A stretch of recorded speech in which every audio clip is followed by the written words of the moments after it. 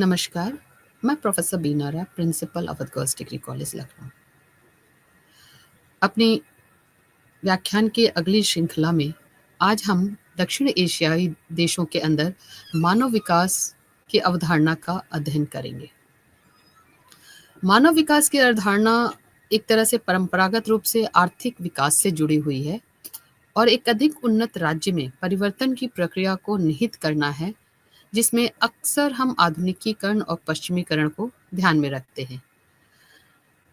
यह प्रतिमान आधुनिकीकरण और पश्चिमीकरण का प्रतिमान 1950 से 1970 के दशक में विकास पर हावी था, लेकिन इसी के साथ एक आयामी दृष्टिकोण के साथ असंतोष भी बढ़ रहा था, क्योंकि इसमें सिर्फ आर्थिक विकास के रूप में विकास के दृष्टिकोण की मांग बढ़ रही थी, जो प्रकृति में समावेशी थी, जो लोगों की बुनियादी ज़रूरतों को पूरा करती थी, लेकिन कहीं न कहीं असमानता की भी पोषक थी। अगर मौजूदा मॉडल की अपर्याप्तताओं के जवाब में पोस्ट डेवलपमेंट मॉडल के लिए साहित्य अध्ययन हुए और उसमें विकास के उन तरीकों के लिए वांछनीय प्रक्रिया की बात की गई, उनकी निंदा की गई, उनका विरोध किया गया, जो स्थानिक असमानताओं को बढ़ाते थे, स्थानीय संस्कृति और मूल्यों को नुकसान पहुंचाते थे और गरीबी को कायम रखते हुए अस्थिर उत्पादन करते थे। अगर सामान्य रूप से मानव विकास की एक सामान्य परिभाषा दें, तो ये कहा जा सकता है कि यह लोगों की पसंद को बढ़ाने की प्रक्रिया है, एक लंबा स्वस्थ जीवन जीने के लिए, शिक्षित होने के लिए, एक सभ्य जीवन स्तर का आनंद लेने के लिए। पहली बार एचडीआर ने मानव विकास की पहचान 3 विकल्पों के रूप में की। इनमें था पहला एक लंबा और स्वस्थ जीवन, दूसरा शिक्षित होना और तीसरा सभ्य जीवन स्तर का आनंद लेना। इसके अतिरिक्त अन्य विकल्पों में राजनीतिक स्वतंत्रता, गारंटीकृत मानवाधिकार और आत्मसम्मान भी सम्मिलित थे। एक तरह से मानव विकास उन लोगों के लिए था जो गरीब और अमीर दोनों समूहों में व्यक्तियों के रूप में मानव विकास का निर्माण करते हैं और जिम्मेदार और अभिनव युक्त अभिनेता बनने का अधिकार देते हैं। बल्कि मानव विकास एक तरह से उद्यमियों और सक्रिय एजेंट के रूप में काम करता है, जो लोगों की स्वयं की मदद करने में मदद करता है। मानव विकास की कार्यप्रणाली और क्षमताओं को अगर ध्यान में देखा जाए, तो ये लोगों की पसंद को बढ़ाने की एक प्रक्रिया है और यह अपनी पसंद के अनुसार जीवन जीने की स्वतंत्रता का विस्तार है। लोगों लोगों और उनकी स्वतंत्रता को के विकास को केंद्र में रखना ही मानव विकास का एक तरह से लक्ष्य माना जाता है। तमाम परिभाषाओं के बावजूद भी मानव विकास की अवधारणा आज भी काफ़ी एक तरह से स्थिर बनी हुई है और मौलिक रूप से नहीं बदली है। यानी कुल मिला के लोगों का अंतर्निहित संदर्भ बना हुआ है और इसके लिए ठोस आधार प्रदान करने का प्रयास किया जाता है। अगर इसकी उत्पत्ति की बात करें, तो मानव विकास एक तरह से पाकिस्तानी अर्थशास्त्री महबूब उल हक और एक भारतीय अर्थशास्त्री अमर्त्य सेन द्वारा विकसित किया गया था।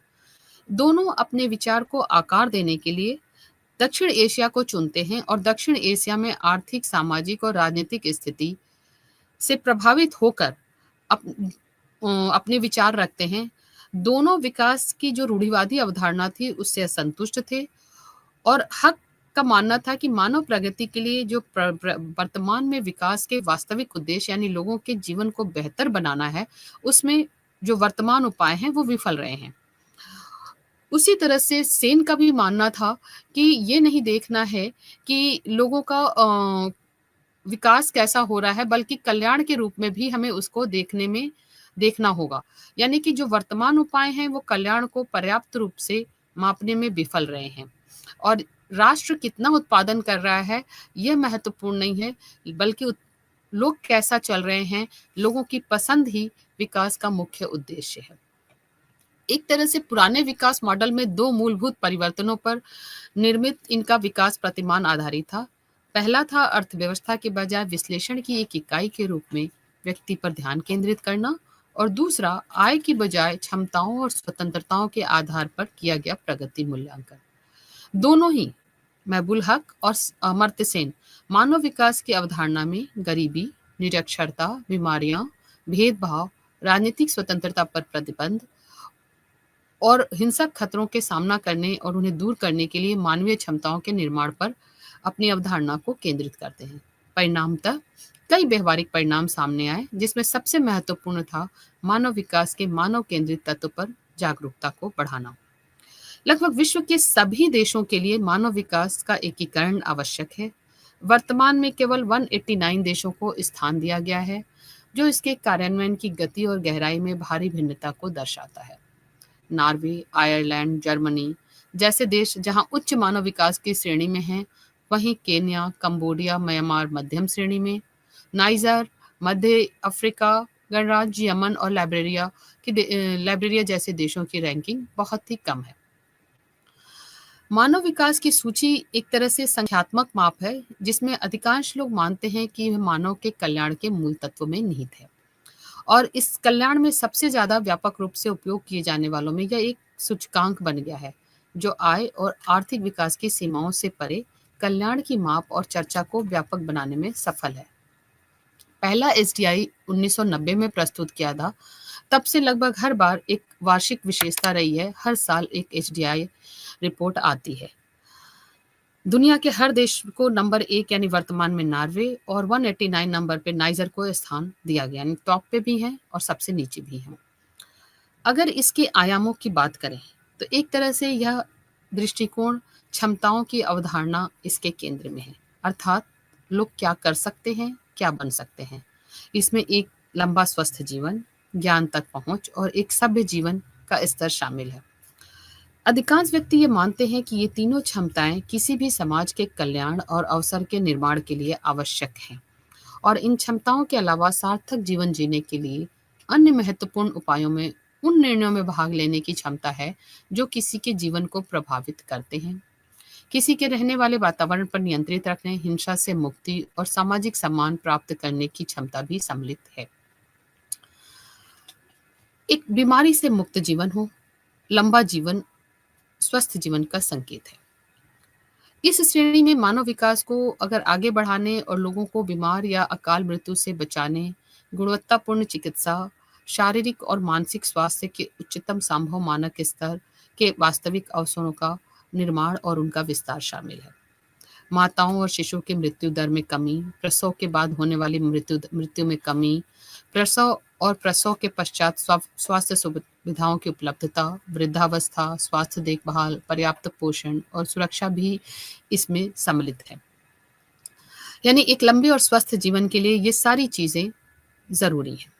उसके बाद आता है ज्ञान, यानी ज्ञान की आवश्यकता। ज्ञान तक पहुंच एक दीर्घकालिक कल्याण का महत्वपूर्ण निर्धारक है। व्यक्तिगत स्वतंत्रता, आत्मनिर्भरता और आत्मनिर्णय के लिए आवश्यक है। जब डॉक्टर सेन इसके लिए स्वतंत्रता शब्द को विकास से जोड़ते हैं, तो उनका अर्थ है कि वास्तविक अर्थों में स्वतंत्रता केवल लोगों के सशक्तिकरण के साथ ही उनकी क्षमताओं के प्रयोग और समाज में उनके द्वारा चुने गए विकल्पों के साथ ही संभव है। और शिक्षा इस मामले में एक वाहक के रूप में, एक वाहन के रूप में कार्य करती है, आत्मविश्वास पैदा करती है, कौशल और योग्यता के साथ संभावित अधिग्रहण को और व्यापक बनाती है। ज्ञान तक पहुंच के लिए जिस संकेतकों का उपयोग किया जाता है उसमें वयस्क साक्षरता दर, पुरुष और महिला साक्षरता दर शामिल है। यानी कि इनके आधार पर हम शिक्षा को और ज्ञान को मापते हैं एसडीआई में। सभ्य जीवन स्तर को मापने भी महत्वपूर्ण है और ये आर्थिक प्रगति के लिए महत्वपूर्ण है, अर्थात व्यक्ति की भोजन, आश्रय, रोजगार जैसी जरूरतें ही आर्थिक विकास को प्रभावित करती हैं। अन्य कारक जैसे कि आवास, शिक्षा, सुरक्षित और स्वस्थ रहने का वातावरण, स्वच्छ पेयजल, सार्वजनिक परिवहन तक पहुंच, बीमारी और बुढ़ापे में सुरक्षा की भावना भी इसमें सम्मिलित है। एक तरह से मानव विकास के दृष्टिकोण के रूप में अपने घटते फोकस पर सिर्फ आर्थिक विकास और जीडीपी को एक संकेतक के रूप में लेता है। अच्छे सभ्य जीवन स्तर में सुरक्षित पेयजल, स्वच्छता, आबादी का प्रतिशत, कुपोषित आबादी का प्रतिशत, खास करके बच्चे और गरीबी रेखा से नीचे रहने वाली आबादी का प्रतिशत इसके मापदंडों में सम्मिलित है। एक तरह से अभी तक हमने ये देखा कि मानव विकास क्या है और मानव विकास के लिए एसडीआई कौन कौन से संकेतकों का प्रयोग करता है, और उस आधार पर हम मानव विकास को परिभाषित करते हैं। अब हमें ये देखना है कि दक्षिण एशियाई देशों में मानव विकास कैसा है। पहले भी हम बात कर चुके हैं कि दक्षिण एशियाई देशों में अगर क्षेत्र के रूप में बात करें तो अफगानिस्तान, बांग्लादेश, भूटान, भारत, मालदीव, नेपाल, पाकिस्तान और श्रीलंका शामिल है। यानी लगभग संपूर्ण विश्व की कुल आबादी का 24.89% इस क्षेत्र में निवास करता है और यह सबसे घनी आबादी वाला स्थान है। स्वतंत्रता की घोषणा के साथ ही दक्षिण एशिया के अधिकांश देशों ने गरीबी को कम करने, आर्थिक विकास को बढ़ाने के लिए प्रयास किया और अपने नागरिकों की अच्छी आजीविका सुनिश्चित करने के लिए राज्य के कर्तव्यों को विस्तृत रूप में निर्धारित किया। इसमें हम भारत को ले सकते हैं कि भारत में राज्य नीति निदेशक तत्व के रूप में संविधान में उनको स्थान दिया गया है। लेकिन कुल मिला के ये राष्ट्र उचित निष्पादन की कमी और प्रतिष्ठित परिणाम उत्पन्न करने में विफल रहे और आज भी दक्षिण एशियाई क्षेत्र महत्वपूर्ण अंतर्राष्ट्रीय संस्थानों जैसे संयुक्त राष्ट्र, यूएनडीपी और विश्व बैंक द्वारा रखे गए सभी विकास संकेतकों में सबसे नीचे है। गरीबी उन्मूलन, जनसंख्या नियंत्रण, जलवायु परिवर्तन, सतत विकास, लैंगिक असमानताएं अभी भी ऐसे कुछ मुद्दे हैं जिनसे निपटने के लिए, जिनको दूर करने के लिए दक्षिण एशियाई देश अभी भी जूझ रहे हैं। एक तरह से सामाजिक, सांस्कृतिक, राजनीतिक और धार्मिक और भाषाई विविधता है जो इन देशों के बीच बल्कि क्षेत्र के प्रत्येक देश के भीतर भी स्पष्ट रूप से दिखाई देती है। इसके बावजूद दक्षिण एशिया के देश मानव विकास को एक सामान्य लक्ष्य के रूप में प्राप्त करने की दिशा में लगातार आगे बढ़ने का प्रयास कर रहे हैं।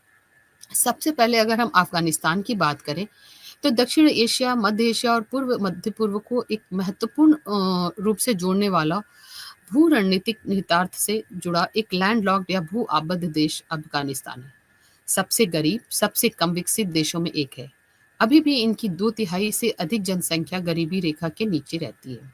1970 के दशक के उत्तरार्ध में अफगानिस्तान लगातार एक गृह युद्ध का और बहुत ही बुरी तरह से गृह युद्ध का सामना कर रहा है और इस गृह युद्ध ने देश को काफी हद तक तबाह किया था और अभी भी यह पुनर्निर्माण और पुनः प्राप्ति की प्रक्रिया के साथ युद्ध में डूबा हुआ है।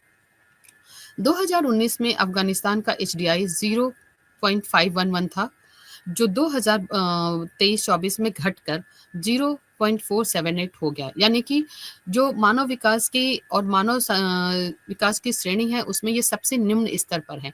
यानी 189 देशों में यह 169 पर आता है। 2019 में जन्म के साथ इसकी जीवन प्रत्याशा 64.8 थी जो दुनिया में सबसे कम मानी जाती है और 2018 में संयुक्त वयस्क साक्षरता 43.02 थी जो और घट गई है। 2024 में 38.39% हो गई है। महिलाओं में 29.81 और पुरुषों में 55.48% थी 2018 में, लेकिन 2024 में पुरुषों का घट के 51% हो गया है। महिलाओं की साक्षरता दर 2024 में अभी भी इसी के आसपास है। अफगानिस्तान में शिशु और मृत्यु दर सबसे ज्यादा है। जीवन प्रत्याशा अपने अन्य पड़ोसी देशों की तुलना में 20 साल से भी कम है, जहां 2019 में शिशु मृत्यु दर 46.5 थी, 2022 में 46.032 हो गई है, यानी थोड़ी घटी ही है। अगर हम अनुमान लगाएं कि केवल 42% अफगानों के पास सुरक्षित पेयजल है तो 27% ग्रामीण आबादी के पास अभी भी स्वच्छ सुविधाओं की पहुंच कम है, यानी 27% तक पहुंच है, बाकी ऊपर नहीं है। परिणामतः बीमारी बुरी तरह से है। एक महत्वपूर्ण कारक जो अफगानिस्तान को पूरा करता है वह है उपेक्षित रहना। वह मानसिक विकार को बढ़ाता है जो युद्ध के घाव के प्रत्यक्ष परिणाम है। विश्व स्वास्थ्य संगठन का अनुमान है कि अफगानिस्तान में 95% आबादी मनोवैज्ञानिक रूप से प्रभावित है और हर 5 में से एक व्यक्ति मेंटल हेल्थ या मानसिक स्वास्थ्य समस्याओं से पीड़ित है। एक तरह से इन सबको ध्यान में रखते हुए अफगानिस्तान का SDI मूल्य अन्य देशों की तुलना में नीचे है और कारण कि अफगानिस्तान अभी भी तालिबान और अन्य देशों के युद्ध के साथ अपनी उसके लिए जूझ रहा है, तो वह अन्य क्षेत्र में फोकस कम कर पा रहा है। नेक्स्ट कंट्री है बांग्लादेश। लगातार बढ़ती जनसंख्या के साथ बांग्लादेश दुनिया का 8वां सबसे अधिक आबादी वाला देश है। 189 देशों में 133 स्थान पे है। 0.632 के साथ यह मानव विकास की मध्यम श्रेणी में है। वर्तमान में इसका 0.661 HDI है, ह्यूमन इंडेक्स वैल्यू। एक महत्वपूर्ण विशेषता जो बांग्लादेश की विशेषता है वह है व्यापक गरीबी रेखा के क्षेत्र से दूसरे क्षेत्र में भिन्न होती, यानी उनकी कमी में कोई निरंतरता नहीं होती। बांग्लादेश द्वारा गरीबी को कम करने के लिए लगातार प्रयास किए जा रहे हैं और अभी भी 2019 में 16.4% गरीबी रेखा के नीचे थे। जीवन प्रत्याशा भी इनकी 72.6% थी 2019 में। शिशु और मृत्यु दर में भी लगातार गिरावट दर्ज की गई, यानी कि 1000 जीवित जन्मों पर 25.6 मृत्यु बच्चों की और 173 माताओं की है। लेकिन इसके बावजूद बांग्लादेश अभी भी दुनिया में सबसे अधिक मातृ मृत्यु दर दर्ज करने वाला राष्ट्र है, यानी गर्भावस्था और बच्चे के जन्म से संबंधित लगभग 7,660 मौतों को रोका जा सकता है। शिक्षा के क्षेत्र में अगर बांग्लादेश की बात करें तो 2019 में साक्षरता 73.91% थी, संयुक्त वयस्क साक्षरता, जो थोड़ी बढ़ी है, यानी 2022 में 74.66 हुई है। पुरुषों की साक्षरता 76.67 है, 2019 में भी थी और अभी भी उतनी ही है। महिलाओं की साक्षरता 71.18% थी 2019 में, जो 2022 में बढ़कर 72.82 हो गई है। यानी शिक्षा के क्षेत्र में बांग्लादेश लगातार धीरे धीरे आगे कदम बढ़ा रहा है। 34.6% के पास सुरक्षित पेयजल पहुंच रहा है।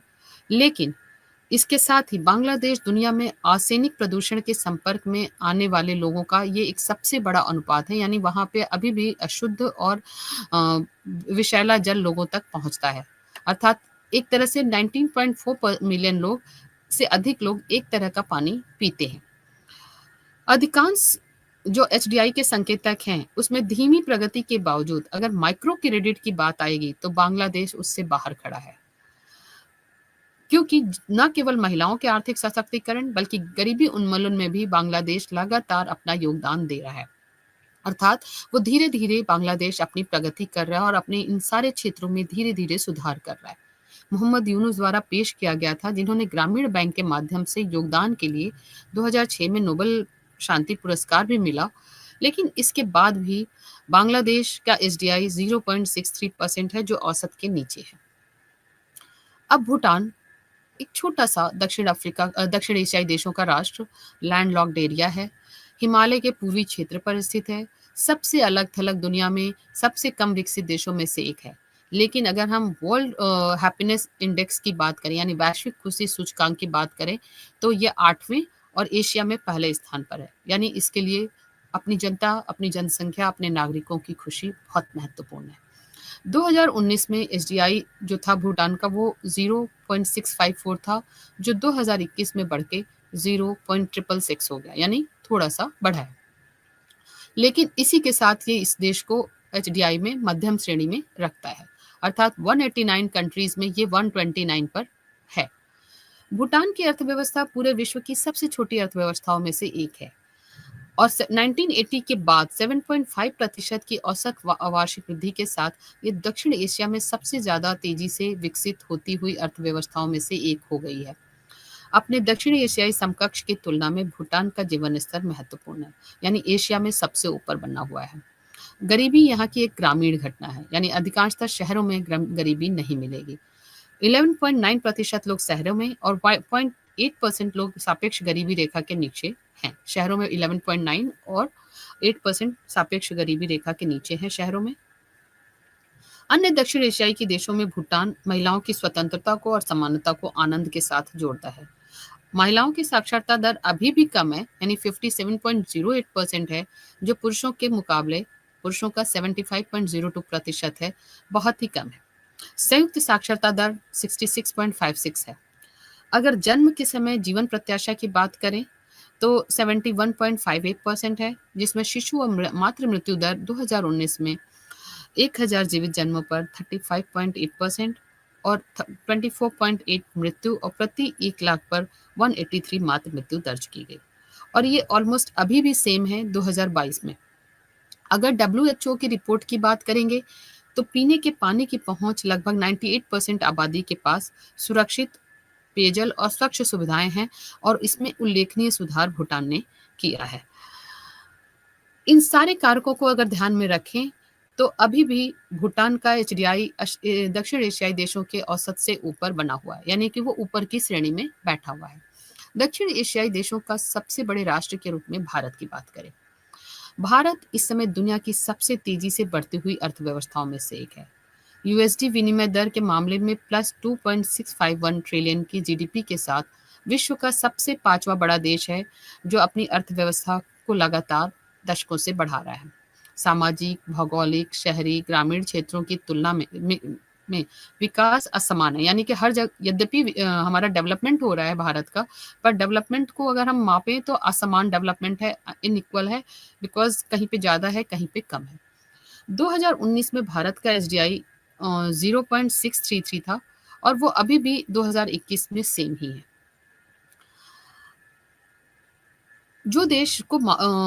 जो भारत को मध्यम मानव श्रेणी के विकास में की श्रेणी में रखता है, यानी 189 कंट्रीज में ये 131 पर है, अभी भी नीचे है उस हिसाब से जिस हिसाब से ये विकसित हो रहा है। भारत का जो बांग्लादेश के साथ की जाने वाली अगर साझा समस्याओं की बात करें तो उसमें एक गरीबी है और कुल मिला के गरीबी रेखा से नीचे रहने वाले लोगों का प्रतिशत 2019 में 10.5% है, जो लगातार नीचे कम होता जा रहा है, यानी गरीबी रेखा की संख्या या प्रतिशत कम हो रही है। भारत धीरे धीरे विकसित की तरफ बढ़ रहा है और ये ग्रामीण क्षेत्रों में ज़्यादा महत्वपूर्ण है, खास करके महिलाओं, अनुसूचित जातियों और जनजातियों में, यानी जो गरीबी रेखा के नीचे हैं वो ग्रामीण क्षेत्र में है मैक्सिमम, और उसमें भी महिलाएं और अनुसूचित जाति और जनजाति के लोग हैं। 2019 में जन्म के समय इनकी जीवन प्रत्याशा 69.7% थी। शिशु और मातृ मृत्यु दर में लगातार गिरावट दर्ज की जा रही है, यानी कि डेवलपमेंट हो रहा है, और 1000 जीवित जन्मों पर 28.3 मृत्यु और एक ही वर्ष में 1 लाख जीवित जन्मों पर 133 मृत्यु दर है। 2019 में वयस्क साक्षरता 69.3%, यानी पुरुषों में 78.8 और महिलाओं में 59.3% थी, जो अब बढ़ के 62 के आसपास हो गई है। एक तरह से अनुमान है कि भारत में 50% से भी कम आबादी के पास सुरक्षित रूप से प्रबंधित पेयजल तक पहुंच है। यूनिसेफ के अनुसार 88 मिलियन भारतीयों के पास सुरक्षित पानी तक पहुंच नहीं है। इन सब संकेतकों में एक महत्वपूर्ण प्रगति देखी जा सकती है और खास करके वर्तमान सरकार द्वारा हर घर जल हर नल हर घर जल की जो योजनाएं चलाई जा रही हैं वह सुरक्षित और स्वच्छ पेयजल की तरफ आगे बढ़ रही हैं। भारत को अभी भी कुपोषण की समस्या से अपने को निपटाने की आवश्यकता है, खास करके 3 साल से कम उम्र के बच्चों को, जो किसी भी अन्य देश की तुलना में बहुत अधिक है। इस तरह से भारत वर्तमान एचडीआई 0.645 के साथ औसत से ऊपर है, लेकिन एक बड़े राष्ट्र के रूप में अभी भी इसका विकसित होना या एसडीआई में एकदम बॉर्डर पे होना एक बुरा संकेत है, जिसमें भारत को सुधार करने की आवश्यकता है। नेक्स्ट कंट्री है मालदीव, हिंद महासागर अरब क्षेत्र का एक द्वीप राष्ट्र, जनसंख्या और क्षेत्रफल के मामले में सबसे छोटा एशियाई देश। 1965 में अपनी स्वतंत्रता के बाद मालदीव लगातार सराहनीय आर्थिक विकास हासिल कर रहा है। 1970 के दशक की शुरुआत में दक्षिण एशिया में सबसे गरीब देशों में एक था और इसकी प्रति व्यक्ति आय अब है 2019 में एसडीआई मूल्य के साथ 0.740 दर्ज करने के लिए सबसे अधिक है, यानी जिसने देश को उच्च मानव विकास श्रेणी में डाल दिया और अब ये 95 पे है। यानी दक्षिण एशियाई के अधिकांश राष्ट्र जो 100 से नीचे हैं, 100 से ऊपर है एचडीआई में, मालदीव 95 पर आकर 189 में से 95 पर आकर अपने को अलग और उच्च मानव विकास श्रेणी में रखता है। मानव विकास श्रेणी में 2019 में एसडीआई मूल्य 1995 में 0.555 था, जो बढ़कर 0.740 हो गया है, यानी 33% की वृद्धि हुई थी एसडीआई के इंडेक्स में, और वर्तमान में 2021 में मालदीव का और भी बढ़ा और 0.747 के साथ एचडीआई इंडेक्स है, जो इसे औसत से ऊपर रखता है। मालदीव के मजबूत आर्थिक प्रदर्शन का भी इसमें योगदान है और जो इसके संपूर्ण सामाजिक प्रदर्शन से मिला हुआ है। जन्म के समय जीवन प्रत्याशा 2010 में 75.91 वर्ष थी, वो 2019 में बढ़कर 78.9 हो गई है। आंशिक रूप से शिशु मृत्यु दर में उल्लेखनीय कमी हुई है, यानी कि 2019 में 1000 जीवित जन्मों पर कुल 7 मृत्यु हैं और उसी वर्ष मातृ मृत्यु 53 दर्ज किया गया, जो और 2010 में 56 के मुकाबले 1 लाख जीवित जन्मों पर थी। यानी कुल मिला के बहुत तेजी से मालदीव अपने इन सारी कमियों पर कंट्रोल कर रहा है, नियंत्रण रख रहा है, उस क्षेत्र में सुधार कर रहा है और अपने को लगातार अच्छे राष्ट्र की श्रेणी में जुड़वा रहा है। 7 साल की बुनियादी शिक्षा लगभग सार्वभौमिक और निरक्षरता को खत्म करने पर ध्यान केंद्रित करने के साथ ही मालदीव की साक्षरता दर 97.73% है, अर्थात 98.11% महिला और पुरुष के लिए 97.3%, जो अपने आप में एक उल्लेखनीय रिमार्केबल प्रतिशत है। 2019 तक 68% आबादी के पास ही पीने के पानी की आपूर्ति है और 79% के पास पाइप सीवेज की उपलब्धता है। यानी स्वच्छ और स्वस्थ पेयजल के मामले में भी मालदीव लगातार अपना प्रदर्शन अच्छा रख रहा है। गरीबी उन्मूलन के साथ साथ मानव विकास हासिल करने के मामले में मालदीव की प्रगति उल्लेखनीय है। मुख्य रूप से सरकार की भागीदारी और स्वास्थ्य और शिक्षा जैसे महत्वपूर्ण क्षेत्रों में पर्याप्त सार्वजनिक व्यय इसके कारण है, अर्थात सरकार लगातार सार्वजनिक रूप से इन क्षेत्रों में अपना व्यय कर रही है, यानी सार्वजनिक कल्याण के माध्यम से इन क्षेत्रों को ज़्यादा से ज़्यादा योग्य और अच्छा बना रही है, सफल हो रही है। सबसे कम से कम विकसित देश के रूप में वर्गीकृत होने के बावजूद मालदीव में दक्षिण एशियाई देशों के बीच उच्च मानव विकास संकेतक है कि जो दक्षिण एशियाई देशों के बीच औसत से 0.740 एसडीआई मूल्य बनाते हैं।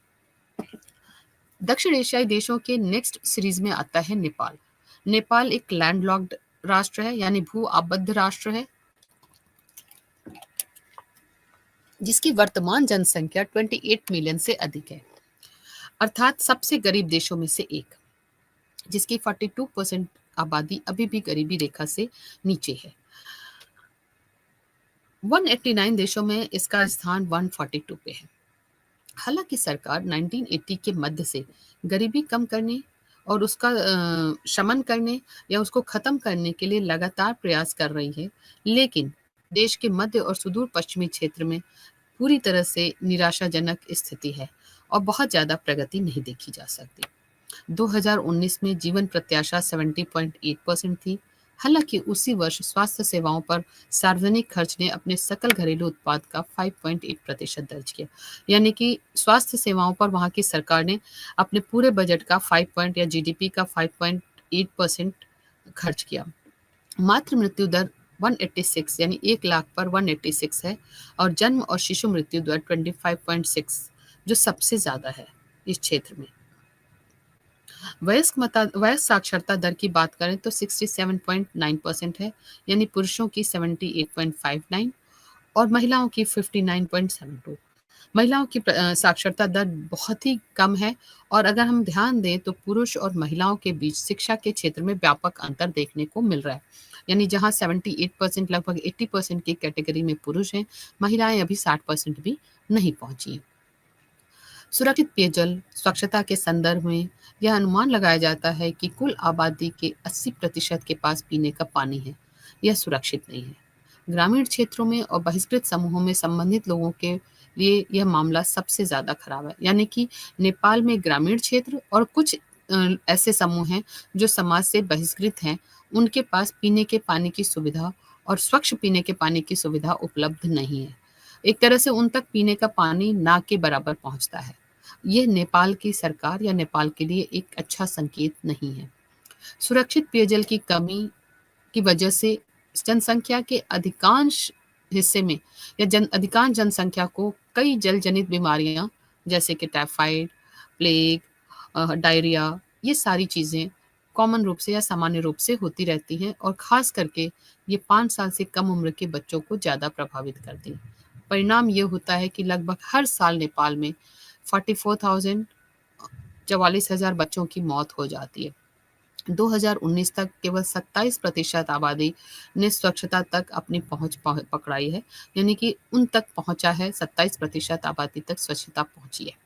विशेष रूप से स्वास्थ्य और शिक्षा जैसे क्षेत्रों में जिन चुनौतियों को सामना करने की आवश्यकता है, उसके साथ नेपाल का 2019 का एचडीआई जो 0.602 था, वो अभी भी 2021 में भी उतना ही बना हुआ है और एक तरह से औसत से कम है, यानी कि एचडीआई की श्रेणी में नीचे तीसरे नंबर पे है।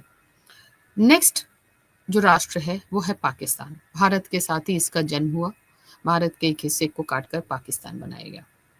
एक विकासशील राष्ट्र है और वर्तमान से शुरू से लेके अपने जन्म के साथ से लेके अभी तक ये लगातार राजनीतिक और आर्थिक दोनों मोर्चे पर कई सारी चुनौतियों का सामना कर रहा है। 2019 में इसका एचडीआई यानी ह्यूमन डेवलपमेंट इंडेक्स 0.557 था, जो 2021-22 में घटकर 0.544 हो गया है तो ये मध्यम श्रेणी में और 154वें स्थान पे है, लेकिन लगातार समस्याओं से जूझ रहा है। 1990 और 2019 के बीच पाकिस्तान का एसडीआई मूल्य 0.40 से बढ़कर 0.557 हो गया। उसमें 38.6% की वृद्धि दर्ज की गई। Excuse me. एचडीआर के अनुसार, ह्यूमन डेवलपमेंट रिपोर्ट के अनुसार 38.3% एक तरह से अनुमान लगाया गया कि गरीबी रेखा से नीचे लोग रहते हैं, जिसमें सिर्फ हेड काउंट्स किए गए। 2019 में जीवन प्रत्याशा 67.3% थी, जिसमें मातृ मृत्यु दर 1 लाख जीवित पर 140 और शिशु मृत्यु दर 55.7 थी 1000 जीवित जन्म पर। लिंग असमानता, जेंडर इनइक्वालिटी, एक तरह से पाकिस्तान की बहुत बड़ी समस्या है, जहां पुरुषों और महिलाओं के विकास में एक बड़ा अंतर देखने को मिलता है और यह अंतर हर एक क्षेत्र में पूरी तरह से स्पष्ट रूप से दिखाई देता है। अगर हम सिर्फ साक्षरता की बात करें तो 2019 में संयुक्त वयस्क साक्षरता दर 68% थी, जिसमें 76% साक्षरता पुरुषों की थी और महिलाओं की 49%, यानी कि 50% से भी कम। 81.7% पुरुष के मुकाबले में केवल 21.9% महिलाएं ही श्रम शक्ति के रूप में योगदान दे रही थी। अर्थात अगर हम श्रम की बात करें, उनके वर्किंग की बात करें, तो महिलाओं का प्रतिशत बहुत ही कम था, मात्र 21.9। केवल 20% महिलाएं मंत्री स्तर पर सरकार में मौजूद, यानी राजनीतिक स्तर पर मात्र 20% महिलाओं की भागीदारी पाकिस्तान में थी 2019 में, और अभी भी कमोवेश यही है। सुरक्षित पेयजल और स्वच्छता के संदर्भ में शहरी और ग्रामीण आबादी में भारी भिन्नता के साथ 2019 में पीने के पानी, स्वच्छ पानी तक पहुंच वाली आबादी या जनसंख्या सिर्फ 56% थी। यह अनुमान लगाया गया कि 70% जनसंख्या के पास स्वच्छ पीने का पानी नहीं है, और जिसकी वजह से जनसंख्या के अधिकांश हिस्सा या अधिकांश जनसंख्या बीमारियों की चपेट में आ जाती है और परिणामतः 30% से 40% तक मौत हर साल होती है। यानी स्वच्छ पीने के पानी की कमी के कारण पाकिस्तान की संपूर्ण जनसंख्या का 30 से 40% अपनी जिंदगी खत्म कर देता है या जिंदगी से हाथ धो बैठता है, सिर्फ स्वच्छ पानी की कमी के कारण। स्वच्छता के मामले में भी यही स्थिति है, यानी 15% जनसंख्या या आबादी के पास स्वच्छता परियोजनाएं हैं, यानी 15% आबादी स्वच्छता परियोजनाओं के अंतर्गत आती है। एक तरह से ये सारे कारकों को ध्यान में रखें, इन सारे सूचकांकों, इन सबको ध्यान में रखें तो एचडीआई यानी ह्यूमन डेवलपमेंट इंडेक्स मानव विकास सूचकांक में पाकिस्तान 2019 में 0.557 और वर्तमान में 0.554 के साथ दक्षिण एशिया के देशों में औसत से कम है। श्रीलंका दक्षिण एशिया का उच्चतम मानव विकास संकेतक वाला एक द्वीप राष्ट्र। ब्रिटिश शासन के तहत आधुनिक बंदरगाहों के विकास ने व्यापार के केंद्र के रूप में, द्वीप के रूप में रणनीतिक महत्व को महत्वपूर्ण रूप से बढ़ा दिया। परिणामतः इसके आर्थिक विकास और विकास के महत्वपूर्ण भूमिका इन सब ने बंदरगाहों ने निभाई। 2019 में इनका एचडीआई मूल्य 0.782 था, जो देश को उच्च मानव विकास की श्रेणी में रखता था, और 189 कंट्रीज में 72 पर, यानी कि 95 के साथ मालदीव और उससे भी ऊपर रैंकिंग लगा के श्रीलंका 72 पर है, 100 से नीचे। ये एक अच्छा संकेत है दक्षिण एशिया क्षेत्र में। वर्तमान में 2021 में अगर हम श्रीलंका के एचडीआई देखें तो 0.782 है, यानी कि 2019 में जहां 782 था वो अभी भी वर्तमान स्तर पे भी उतना ही है। 2019 में जन्म के समय जीवन प्रत्याशा 77 वर्ष थी। श्रीलंका की मातृ मृत्यु दर 1 लाख जीवित पर 36 थी, बहुत ही कम थी, और शिशु मृत्यु दर भी 1000 जीवित पर 6.1 थी। एक तरह से ये प्रतिशत अभी भी उनका 2022 में भी बना हुआ है। 2019 में सार्वजनिक स्वास्थ्य लगभग इसी के आसपास है। 2019 में सार्वजनिक स्वास्थ्य व्यय इसकी जीडीपी का 3.9% था। 2019 में श्रीलंका में एशिया का उच्चतम साक्षरता दर 97.71% थी। पुरुष साक्षरता दर महिलाओं के लिए पुरुष साक्षरता दर 92.77 और महिलाओं का 90.8% थी है। पानी और स्वच्छता के मामले में 90% आबादी के पास सुरक्षित पेयजल है। अर्थात श्रीलंका इस मामले में बहुत अच्छा प्रोग्रेस किया या बहुत अच्छी अपनी परफॉर्मेंस दी कि 90% जनसंख्या के पास सुरक्षित पेयजल है, जिसमें से 65% घरों को पाइप से पानी और सुरक्षित कुओं से पानी मिलता है। लगभग उसी आबादी के पास बेहतर स्वच्छता तथा स्थायी पहुंच है, जो 2019 में बढ़कर 95% हो गई है। एक तरह से श्रीलंका के मामले में बात करें तो बंदरगाहों का विकास और ये सारी चीज़ों ने इसे एक आर्थिक रूप से विकसित रखा और अपने को उच्च हाई इंडेक्स में रखा और दक्षिण एशिया के मैक्सिमम विकसित देशों में से रख रहा है। अब बात आती है दक्षिण एशिया में क्षेत्रीय असंतुलन की। अभी तक हमने बात की दक्षिण एशिया के सभी देशों में मानव विकास सूचकांक या ह्यूमन इंडेक्स डेवलपमेंट इंडेक्स के मानकों पर किन राष्ट्रों की क्या स्थिति है। अगर प्रत्येक देश के लिए उल्लिखित संकेतकों की बात की जाए तो राज्य को अपने नागरिकों के लिए एक सभ्य जीवन स्तर प्रदान करने की क्षमता एक बड़ी कमजोरी है। यानी हर एक राष्ट्र के लिए एक बहुत बड़ी समस्या है, हर एक राष्ट्र के लिए एक बहुत बड़ी चुनौती है, हर एक राष्ट्र के लिए एक बहुत बड़ा चैलेंज है कि वो अपने राष्ट्र के नागरिकों के लिए सभ्य जीवन स्तर प्रदान करे या अपने राष्ट्र के नागरिकों में सभ्य जीवन स्तर प्रदान करने की क्षमता प्रदान करे। और सभ्य जीवन स्तर में एक ज्ञान और स्वस्थ जीवन, सभ्य जीवन सभी प्रकार से आता है। यद्यपि आर्थिक विकास के परिणाम स्वरूप एचडीआई में सुधार हुआ है इन देशों में, दक्षिण एशिया में एचडीआई में सुधार हुआ है, लेकिन गंभीर असंतुलन दक्षिण एशियाई देशों की प्रगति को दर्शाता है। यानी अभी भी उनके बीच में असंतुलन बना हुआ है। दक्षिण एशियाई देशों के आपस में असंतुलन, गंभीर असंतुलन है इस क्षेत्र में। साथ ही दक्षिण एशियाई देशों के अपने खुद के अंदर अभी वो असंतुलन मिला हुआ है कि हर एक क्षेत्र में उनका संतुलित विकास नहीं हो रहा है, असमानता देखने को मिल रही है। एचडीआई रैंकिंग में भारत जैसे बड़े देश दुनिया में के साथ दुनिया में उनकी स्थिति में सुधार नहीं हुआ। यानी भारत जैसे बड़े देश अपनी रैंकिंग में पूरे विश्व स्तर पर कोई सुधार नहीं किए हैं। उल्टा 2018 में 129 से गिरकर भारत 131 पर पहुंच गया। यानी ह्यूमन डेवलपमेंट इंडेक्स में वो नीचे गिरा है। श्रीलंका और मालदीव अगर इन दोनों को अपवाद के रूप में छोड़ दें, जिन्होंने लगातार प्रगति की है ह्यूमन इंडेक्स डेवलपमेंट इंडेक्स या मानव विकास सूचकांक में, बाकी सभी राष्ट्रों का प्रदर्शन दक्षिण एशिया के खराब रहा है। यानी दक्षिण एशिया के सभी देशों में मात्र श्रीलंका और मालदीव को हम रख सकते हैं कि जो लगातार ह्यूमन डेवलपमेंट इंडेक्स एचडीआई में अपनी प्रगति अच्छी कर रहे हैं, अपने अंदर सुधार कर रहे हैं, अपने राष्ट्र के नागरिकों के पास वो सारी चीज़ें और वो सारी सुविधाएं पहुंचाने की कोशिश कर रहे हैं जिनसे एचडीआई का इवैल्यूएशन होता है। वयस्क साक्षरता दर, शिशु और मातृ मृत्यु दर, कुशल स्वास्थ्य कर्मियों द्वारा भाग लेने वाले जन्मों के लिए श्रीलंका और मालदीव अन्य देशों में नगण्य प्रदर्शन के मुकाबले एक विश्वसनीय प्रदर्शन दिखाते हैं। यानी दक्षिण एशिया के अन्य देशों में ये सारी चीजें, चाहे शिशु मृत्यु दर हो, मातृ मृत्यु दर हो, स्वास्थ्य कर्मियों की भाग लेने वालों की बात हो, साक्षरता दर हो, सभी राष्ट्र अपना प्रदर्शन खराब कर रहे हैं या लगभग ना के बराबर प्रदर्शन कर रहे हैं। लेकिन श्रीलंका और मालदीव इसमें भी अपना एक विश्वसनीय प्रदर्शन या लगातार अच्छा कर रहे हैं। भारत विश्व की पांचवी सबसे बड़ी अर्थव्यवस्था के रूप में स्थापित हो रहा है और कुछ ही सालों में ये अपने को तीसरी सबसे बड़ी अर्थव्यवस्था के रूप में 2047 तक तीसरी सबसे बड़ी अर्थव्यवस्था के रूप में चुनौती लेकर चल रहा है कि अपनी स्वतंत्रता के समय वर्ष पर यह तीसरी सबसे बड़ी अर्थव्यवस्था बनेगा।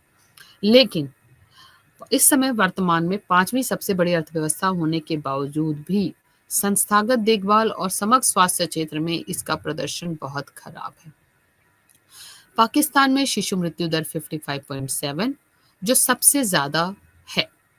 और अफगानिस्तान में 46.5, उससे कम। यानी अफगानिस्तान जो सबसे खराब कंट्रीज के रूप में है, उसका भी शिशु मृत्यु दर पाकिस्तान के मुकाबले अच्छा है। अफगानिस्तान में मातृ मृत्यु दर 638, यानी 1 लाख पर जीवित पर 638 सबसे अधिक है। उसके बाद बांग्लादेश आता है जिसमें 370 है। यद्यपि ये दोनों संकेतक पिछली रैंकिंग से गिरावट है, यानी कि पिछली बार जब इनका रखा गया था उससे इन्होंने अपने को इम्प्रूव किया है, यानी कि जन्म मृत्यु पर कंट्रोल किया है। लेकिन इसके बावजूद बांग्लादेश और अफगानिस्तान विश्व के सबसे अधिक मातृ मृत्यु दर वाले राष्ट्र के रूप में अपने को स्थापित करते हैं या दर्ज कराते हैं। कम शिशु और मृत्यु दर खराब स्वास्थ्य सेवा और कुशल स्वास्थ्य कर्मियों की कमी का संकेत है। यानी इन जगहों पर कुशल स्वास्थ्य कर्मी और खराब स्वास्थ्य सेवाएं हैं, जिसकी वजह से शिशु मृत्यु दर और मातृ मृत्यु दर ज्यादा है। परिणामतः ड्यूरिंग प्रेगनेंसी, ड्यूरिंग डिलीवरी और उस समय ऐसी बहुत सारी जो कॉम्प्लिकेशंस आती हैं, उनको रोकथाम करने में क्षमता नहीं है बांग्लादेश के पास, जिसकी वजह से एक बहुत बड़ी जनसंख्या की मृत्यु हो जाती है। इस क्षेत्र में वयस्क साक्षरता और शिक्षा पर सार्वजनिक खर्च के लिए रैंकिंग में एक बहुत बड़ी असमानता देखी जा सकती है, जिसमें मालदीव जैसे देशों की रैंकिंग 97.73% और अफगानिस्तान जैसे देशों की रैंकिंग 43.2% है। अर्थात दक्षिण एशियाई देशों में मालदीव एक बहुत अच्छी रैंकिंग के साथ मौजूद है और अफगानिस्तान एक बहुत खराब रैंकिंग के साथ मौजूद है। यानी एक ही एशिया के एक ही क्षेत्र में दो हमें ऐसे राष्ट्र मिलते हैं जो बहुत अच्छा और बहुत बुरा प्रदर्शन कर रहे हैं। पुरुष और महिलाओं के साक्षरता दर के बीच का भी अंतर इनका एक आश्चर्यचकित करने वाला अंतर है। मालदीव दक्षिण एशिया का एकमात्र ऐसा देश है जहां स्कूली नामांकन में महिलाओं की संख्या पुरुषों से अधिक है, और ये वाकई काबिले तारीफ है मालदीव के लिए। महिलाओं का कम नामांकन लैंगिक असमानता का संकेत होता है, यानी कि महिलाओं को स्कूल ना भेजना, उन्हें शिक्षा से दूर रखना, ये सारी चीजें दिखाती हैं कि उन देशों में लैंगिक असमानता है। लेकिन मालदीव में जहां संख्या ज्यादा है, इट मीन्स कि लैंगिक समानता की तरफ मालदीव लगातार प्रयास कर रहा है। इसके साथ ही अन्य क्षेत्रों जैसे अनुमानित आय, अर्जित आय में अंतर, जन्म के समय जीवन प्रत्याशा में असमानता, संसद में सीटों का प्रतिनिधित्व, कार्य के रूप में प्रतिनिधित्व में असमानता भी इन सब चीजों को, यानी लैंगिक समानता और असमानता को प्रभावित करती है। श्रम शक्ति में महिलाओं का योगदान भी लैंगिक समानता और असमानता का मापदंड है। कम योगदान लैंगिक असमानता, अधिक योगदान लैंगिक समानता या जेंडर इक्वलिटी की तरफ इशारा करता है। जबकि सभी देशों में महिलाओं के प्रति भेदभाव किसी न किसी रूप में स्पष्ट है, तस्करी की बढ़ती समस्या के मामले में एक उल्लेखनीय महत्वपूर्ण है, विशेष रूप से अफगानिस्तान और नेपाल, जहां पे लड़कियों और महिलाओं की तस्करी एक आकर्षक व्यवसाय के रूप में देखे जाते हैं। ये दोनों इलाके पर्यटन से भी जुड़े हुए हैं और वहां पे महिलाओं को एकमात्र शरीर के रूप में समझते हुए इन इलाकों में इनकी तस्करी एक सामान्य रूप से आकर्षक प्रोफेशन के रूप में देखी जाती है। और अकेले नेपाल में लगभग हर साल 7,000 लड़कियों की तस्करी की जाती है, जो इन देशों में प्रत्येक के संविधान में लिखा भी हुआ है कि लिंग, धर्म या जाति के आधार पर भेदभाव के खिलाफ सुरक्षा की गारंटी दी जाएगी। लेकिन ये संविधान में लिखा हुआ शब्द एक मजाक है जब हम लड़कियों की या मानव के रूप में उनकी तस्करी कर रहे हैं। महिलाओं को आज भी असमानताओं का सामना करना पड़ रहा है। शिक्षा की कमी और कानून की अज्ञानता इसमें एक महत्वपूर्ण भूमिका निभा रही है, क्योंकि महिलाओं को शिक्षित न होने की वजह से कानून और अपने अधिकारों के बारे में कोई भी जानकारी नहीं है। बेहतर जल स्रोतों और स्वच्छता तक पहुंच वाले आबादी के क्षेत्र में अफगानिस्तान सबसे कम है, यानी 42% आबादी के पास सुरक्षित पेयजल और 27% आबादी के पास स्वच्छता सुविधाएं हैं। हालांकि बांग्लादेश, नेपाल और भारत जैसे देश भी जल प्रबंधन और स्वच्छता के मामले में के महत्वपूर्ण सुधार के लिए रडार पर हैं। रडार पर होने का मतलब कि अभी भी वो बॉर्डर उस पे हैं कि उनको देखा जा रहा है कि इस मामले में वो सुधार कर रहे हैं कि नहीं कर रहे हैं, यानी एचडीआई के नज़र में हैं, क्योंकि स्वास्थ्य से संबंधित अधिकांश समस्याएं एक अस्वच्छ वातावरण और असुरक्षित पेयजल से उत्पन्न होती हैं। बांग्लादेश का मामला विशेष रूप से उल्लेख करने के लिए उल्लेखनीय है, या उनका उल्लेख महत्वपूर्ण है, क्योंकि अभी भी सबसे अधिक आबादी वाला देश है जो आर्सेनिक संदूषण के संपर्क में है, जो राष्ट्रीय स्वास्थ्य मानकों से ऊपर है। यानी कि बांग्लादेश में एक बहुत बड़ी जनसंख्या ऐसी है जो आर्सेनिक संदूषण से ग्रसित है, और वहाँ पे स्वच्छ पेयजल और स्वच्छता एक अभी भी सपने के रूप में, अधिकांश जनसंख्या के लिए एक सपने के रूप में है, उनकी पहुंच से बहुत दूर है। इस प्रकार से अगर हम बात करें तो स्पष्ट है कि एक क्षेत्र के रूप में दक्षिण एशिया को अभी भी अपने मानव विकास के लक्ष्य को प्राप्त करने में काम करने की आवश्यकता है।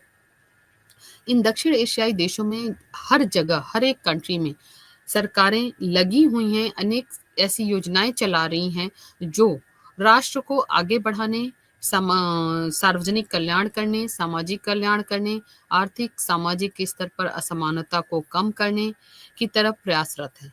भारत में बात करें तो भारत में अभी भी महिलाओं के लिए कई सारी योजनाएं स्टार्टअप के रूप में और इन सब में चल रही हैं, चाहे उज्ज्वला योजना की बात कर लें, सौभाग्य योजना की बात कर लें, हर घर जल हर घर नल की बात कर लें, शिक्षा के लिए बहुत सारी योजना, और यहाँ तक कि यहाँ पर बीए तक, ग्रेजुएशन तक लड़कियों के लिए शिक्षा फ्री रखी गई है।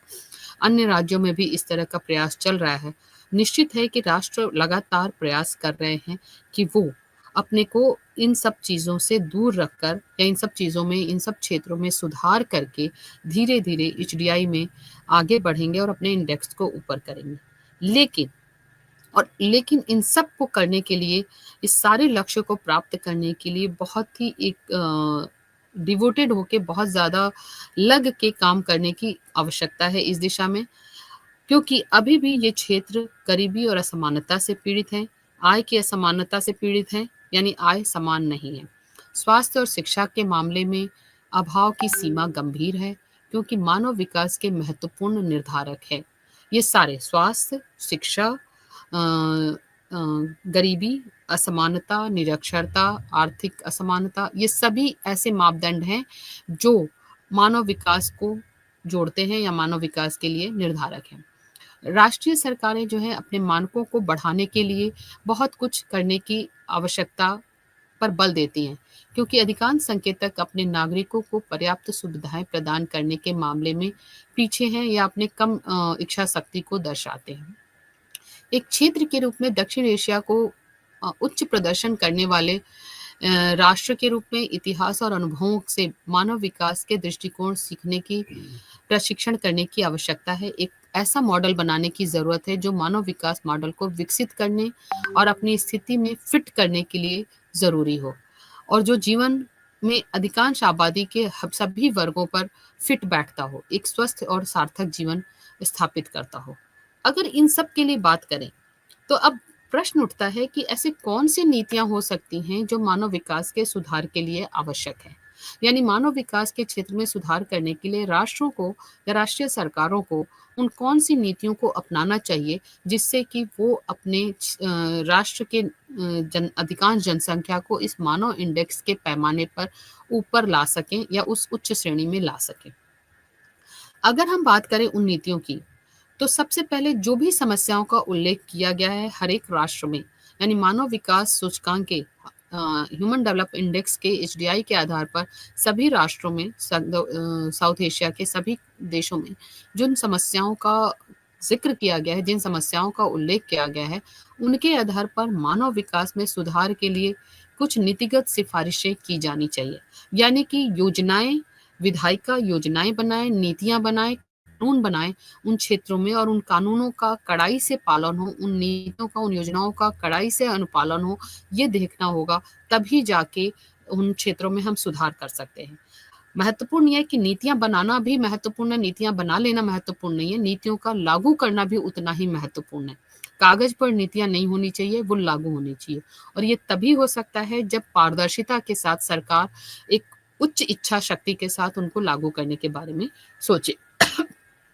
दूसरी जो नीतिगत सुधार हो सकता है कि बड़ी संख्या में लोग, सबसे महत्वपूर्ण रूप से गरीबी और हाशिए से नीचे के लोगों में परिवर्तन लाने के लिए समन्वित विकास प्रयास किए जाने चाहिए। राज्य, नागरिक समाज, और अन्य संस्थाओं के बीच में सहयोग हो और तीनों चारों मिलकर ये काम करेंगे तभी हो सकता है। ये भी सत्य है कि ये बड़े-बड़े राष्ट्र हैं। राज्य सरकारें योजनाएँ बना सकती हैं, नीतियाँ बना सकती हैं, लेकिन राज्य सरकारें संपूर्ण राज्य के लिए सब कुछ स्वयं अकेले नहीं कर सकती। तो ऐसे में राज्य सरकारों को या राष्ट्रीय सरकारों को नागरिक समाज को अपने साथ सम्मिलित करना होगा, एनजीओज़ को अपने साथ सम्मिलित करना होगा, स्वयंसेवी समूहों को अपने साथ सम्मिलित करना होगा और इस तरह से सबके बीच सहयोग करके ही ये कार्य करना होगा, तब जाके हम विकास के प्रयास को समन्वित रूप से प्राप्त कर सकेंगे। और भारत के मामले में हम इस चीज़ को नज़दीक से देख सकते हैं। तीसरा जो सुधार है कि गुणात्मक और मात्रात्मक मूल्यांकन के लिए विकास की मानवीय, भौतिक, क्षेत्रीय और संरचनात्मक पहलुओं को ध्यान में रखना। यानी कि विकास केवल मात्रात्मक ना हो, गुणात्मक भी हो। और जब दोनों का मूल्यांकन किया जाए, तो जो मानवीय पक्ष है या मनुष्य के आंतरिक और बाह्य दोनों गुणों का, भौतिक रूप से उसके पास वो सारी सुख सुविधाएं उपलब्ध हैं कि नहीं है, उन सबको देखना। क्षेत्रीय रूप से मानवीय में हम भूटान के एग्जाम्पल्स को ले सकते हैं कि खुशी सूचकांक या प्रसन्नता, यानी व्यक्ति अंदर से कितना हैप्पी है, खुश है। क्षेत्रीय और संरचनात्मक पहलू, यानी केवल मानवीय भौतिक के साथ साथ राष्ट्र के हर एक क्षेत्र में भी विकास पहुंचे। ऐसा ना हो कि कुछ क्षेत्र बहुत विकसित रहे और कुछ क्षेत्र विकसित की श्रेणी में बहुत नीचे हों, अविकसित हों। इसी प्रकार से संरचनात्मक पहलू, आधारभूत पहलू, यानी केवल ऊपर ऊपर विकास न दे, ग्रॉस रूट लेवल पे आधार इंफ्रास्ट्रक्चर में भी विकास दिखाई दे। नेक्स्ट है समस्याओं की जड़ का सुझाव और पहचान करने और विभिन्न रणनीतियों के प्रभावी कार्यान्वयन के लिए विभिन्न समुदाय के प्रतिनिधियों को शामिल करना। हाँ, जब हमें पता है कि हमारे राष्ट्र की समस्याएं क्या हैं, तो उन समस्याओं की जड़ तक पहुंचकर उनका पूरी तरह से खत्म करने, उनकी पहचान करके ने के लिए राज्य सरकारें या राष्ट्रीय सरकारें उसके लिए प्रभावी कार्यान्वयन जब करना चाहती हैं, तो जो विभिन्न समुदाय हैं, निश्चित है साउथ एशिया के अधिकांश राष्ट्र जाति और धर्म पर आधारित हैं। तो हर एक धर्म, हर एक जाति, हर एक समुदाय के लोगों को के प्रतिनिधियों को उस विकास की प्रक्रिया में शामिल करना होगा, क्योंकि वो लोग बेहतर बता सकेंगे कि उनके समुदाय की ज़रूरतें क्या हैं, उनके समुदाय की समस्याएं क्या हैं, उनके समुदाय को किस प्रकार से विकास की मुख्य धारा में शामिल किया जाना चाहिए। तभी जाके हम पूरे समुदाय का विकास करते हुए राष्ट्र के संपूर्ण आबादी का विकास कर पाएंगे। और विकास में हमेशा ध्यान रखना होगा कि आंतरिक और बाह्य के साथ साथ सामाजिक, आर्थिक, शैक्षणिक हर प्रकार का विकास इसमें सम्मिलित है। असमानता को खत्म करना, स्वास्थ्य से संबंधित खास करके, जब ये सारी चीजें सुधरेंगी तो विकसित राष्ट्र होगा। उसके बाद आता है विकास को बनाए रखने के लिए हर स्तर पर संस्थागत प्रक्रिया पर ध्यान देना। अर्थात जब हम इन सारे में सभी समुदायों को शामिल कर लें, उसके सभी पहलुओं को ध्यान में रख लें, नागरिक समाज को, राज्य को और लोगों को और संस्थाओं को शामिल करें, तो उस सबको शामिल करते हुए विकास को बनाए रखने के लिए हर स्तर पर संस्थागत प्रक्रिया, यानी कि विकास कैसे होगा हर एक लेवल पे, टॉप टू बॉटम, हर एक लेवल पे इंस्टीट्यूशनल प्रोसेस कि कौन सी संस्थाएं जुड़ी रहेंगी और संस्थाएं किस माध्यम से कार्य करेंगी, किस प्रकार कार्य करेंगी, तभी जाके हम हर एक प्रकार के विकास को पूरा कर पाएंगे। तो प्रक्रिया पर भी ध्यान देना है। नीतियां बनाना महत्वपूर्ण नहीं है, नीतियां क्रियान्वित कैसे हों और क्रियान्वयन का परिणाम क्या होगा, ये तभी महत्वपूर्ण होगा जब नीतियां बनने के बाद एक निश्चित सही सुसंगठित प्रक्रिया के माध्यम से पूरी होंगी। किसी भी राष्ट्र के लिए वहाँ की महिलाएं, जो आधी आबादी है, कमजोर वर्ग या कमजोर निचली जाति या निचले वर्ग के लोग, निचले लोग हैं, उनका विकास महत्वपूर्ण है, क्योंकि विकास की मुख्य धारा की बात करेंगे तो उसमें सभी जनसंख्या शामिल है। तो जिन भी राष्ट्रों में, जैसे खास करके हम भारत की बात करें, तो SC ST यानी अनुसूचित जाति, अनुसूचित जनजाति और महिलाएं, ये जो कमजोर हैं, जो मुख्य धारा से कटी हुई हैं, जिनकी शिक्षा, जिनका स्वास्थ्य, इन सब को लेकर अभी भी समाज में उतनी चेतना नहीं है। अभी भी समाज उन पर बात नहीं करना चाहता या समाज उनको उसमें सम्मिलित नहीं करना चाहता। तो ऐसे में सरकार को ध्यान देना होगा कि हमें इन समूहों के लिए, कमज़ोर समूहों के लिए नीतियाँ बनानी होगी। इन कमज़ोर समूहों को टारगेट करना होगा कि इनके विकास के लिए, इनके स्वास्थ्य के लिए, इनकी शिक्षा के लिए प्रयास किए जाएँ, वैसी नीतियाँ बनाई जाएँ। भारत के संविधान में समानता के अधिकार में ही इनके लिए व्यवस्था की गई है। राज्य के नीति निदेशक तत्वों में भी इनके लिए व्यवस्था की गई है, चाहे समान कार्य के लिए समान वेतन हो, सभी के लिए लोक नियोजन में अवसर की समानता हो, महिलाओं के लिए प्रसव और प्रसूति से संबंधित सुविधाएं हों, बच्चों के विकास के लिए, बच्चों की सुरक्षा के लिए हों। तो हमारे मूलाधिकार और नीति निदेशक तत्व यानी अधिकार की भी बात की गई और राज्य के कर्तव्य की भी बात की गई है। तो ये सारे हमारे भारत के संविधान में सम्मिलित हैं। तो अब संविधान के इन पहलुओं को वास्तविक जीवन में लागू करने के लिए सरकार को नीचे के स्तर तक भी ध्यान देना होगा और लगातार, चाहे हम पंचायती राज व्यवस्था की बात कर लें, राजनीतिक भागीदारी की बात कर लें, इन सब में अभी आयुष्मान योजना चलाई जा रही है। इस तरह से भारत सरकार खास करके मानव विकास सूचकांक में अपने वर्ग को, अपने लोगों को मेन स्ट्रीम में लाने पर ध्यान दे रही है। इसके अलावा और भी बात करें तो टिकाऊ और दीर्घकालिक मानव विकास को प्राप्त करने के लिए कई पूरक नीतियां भी सम्मिलित हैं, जैसे मजबूत संस्थान होने चाहिए, सतत विकास के लिए नेटवर्क का गठन किया जाना चाहिए, एक मजबूत और मुखर नागरिक समाज होना चाहिए। मजबूत और मुखर नागरिक समाज का मतलब ये है कि नागरिक समाज इतना मुखर और मजबूत हो कि अगर सरकार या कोई भी संस्था अपने पद, अपने कर्तव्य, अपनी कार्यों से विमुख हो रही हो, तो नागरिक समाज उनको उनके कार्यों की, उनके कर्तव्यों का याद दिलाए, सरकार तक उनकी बात पहुंचाए, या सरकार भी अगर अपने पद से विमुख हो रही है तो मीडिया के माध्यम से, इन सब के माध्यम से सरकार को उनकी जिम्मेदारियों का एहसास कराए।